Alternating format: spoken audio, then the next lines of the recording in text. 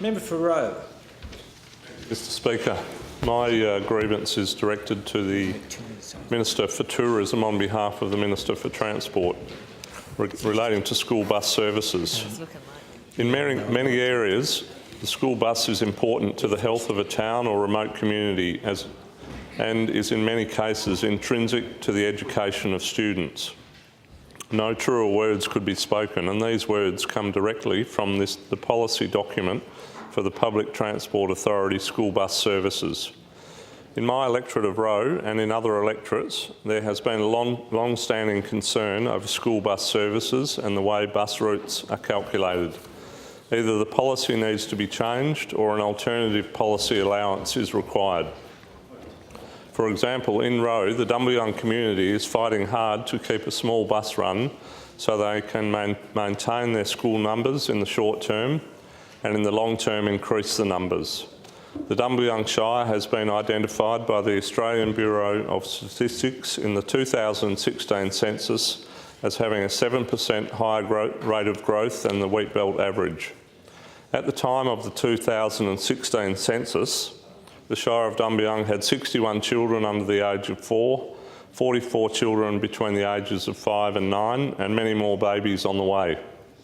This means the number of school-aged children will increase significantly over the next few years. I'm very disturbed by the current policy of looking directly at only school enrolments as a predictor of school numbers and therefore school bus runs. There seems to be no logical approach to long-term strategic management of school buses. As I said in my opening statement, which as you may recall came straight from the school bus services operational guidelines, the orange bus is critical to the survival of not only the school but the local businesses and the community. If the children go to the local school, the parents shop in town, use the doctor and hospital and come together at community events.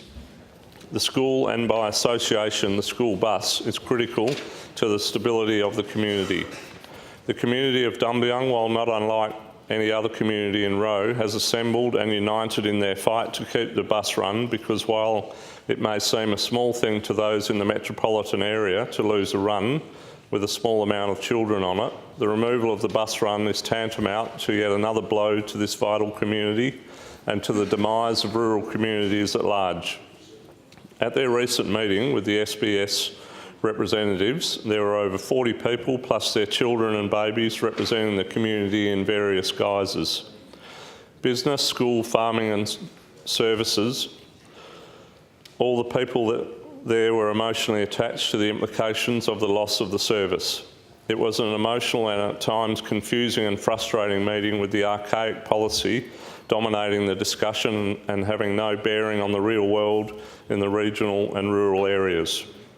Families have expressed their frustration at the current situation and are looking at options for remaining in the community.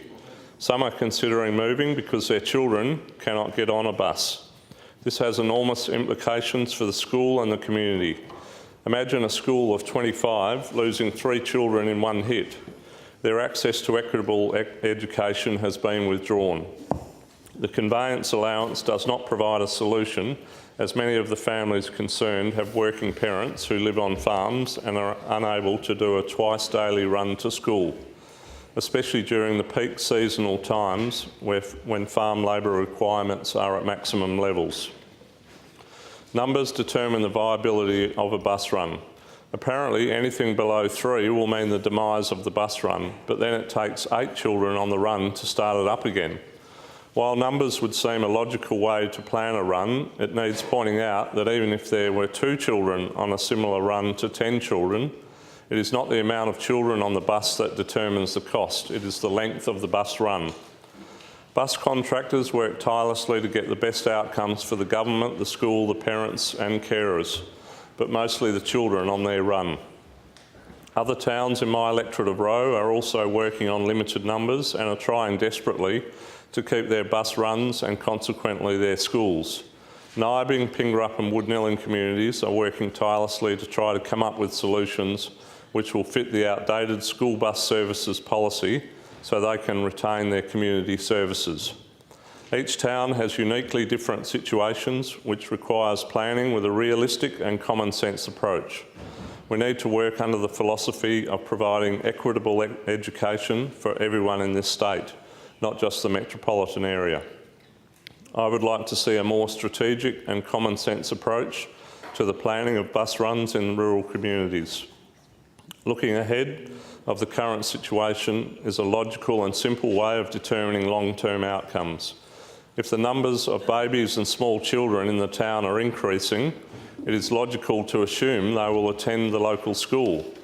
Instead of planning for them not to be there, we must plan for them to be there. Otherwise, we face the prospect of our rural families packing up and leaving if they have no incentive to stay.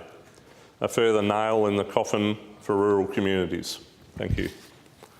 Minister. Thanks, Acting Speaker. Thank you, Member. I apologise to the member that the Minister for Transport is unable to be here this morning to respond to your grievance, but she's asked that I respond on her behalf as the Minister representing the Minister for Education in the House. And I must say also, as someone who grew up in a small country town, attended a very small primary school and used a bus service to get to high school, I'm familiar with the concerns that you have. I understand the challenges that families face when sending their children to school in the regions, particularly in regards to school drop-off and pick-up. The current student transport assistant policy provides for a reasonable level of transport assistance to the nearest appropriate government school or non-government school of religious denomination or ethos that offers the year of study for the student. There are many reasons why families elect to enrol their children at a school that is not their nearest appropriate school. This may include the curricula offered to the individual student, and while these decisions are respected, it brings with it a responsibility for parents to make their own transport arrangements. Any decision to alter the current policy for the provision of transport assistance for all students in Western Australia by allowing school of choice would be cost prohibitive. The government has to manage a balance between a reasonable level of student transport service to the community whilst operating within budget constraints. The PTA has met with the Dumble Young community and believe there is enough capacity in the transport network for eligible families attending Dumble Young Primary School for 2018 and beyond for future families and siblings. If enrolment numbers increase markedly in the future, then the PTA will commission a new service or increase the size of the buses used on the existing routes. But take heart, Member, because the Minister will continue to monitor the situation and look for ways to improve bus services for students through a more strategic and common sense approach.